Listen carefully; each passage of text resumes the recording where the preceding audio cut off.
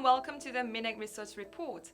My name is Ha-Young An, and this is your update on the latest advances in implantology and digital dentistry. In this report, we review the recent article published in Materials by Francesco Mangano and colleagues.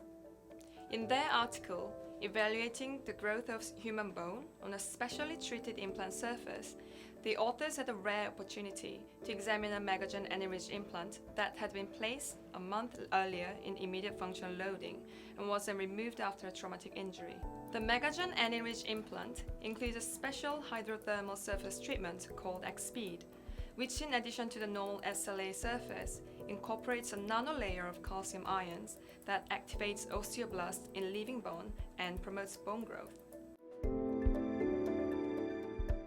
Effective and fast osseointegration is critical to the stability and long-term survival of implants.